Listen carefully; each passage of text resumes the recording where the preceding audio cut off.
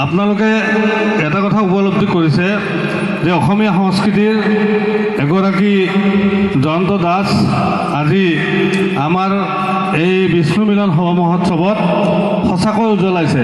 ভাল পাইছে যদি এতিয়া হাত চাপৰি দিয়ক, জয়ন্ত দাসৰ কাৰণে এতিয়া হাত চাপৰি দিয়ক। তো আমি শ্ৰী শ্ৰী বিষ্ণু মিলন সভা মহোৎসৱ উদযাপন সমিতিয়ে এই দলটিলৈ আন্তৰিক কৃতজ্ঞতা জনাইছোঁ, ধন্যবাদ জনাইছোঁ। অসমীয়া সংস্কৃতি এনেকৈ ৰক্ষা কৰিব লাগিব, অসমীয়া জাতি শেষ হৈ যাবৰ হ'ল। আৰু জয়ন্ত দাসে আজি নেতৃত্ব দি এই নলবাৰীৰ এই দলটিক এনেকৈ সংগঠিত কৰি শিশুসকলক লৈ আজি আমাৰ মাজত এই যিখিনি আমাক দেখুৱালে, আমি সঁচাকৈ নথৈ আনন্দিত হৈছোঁ।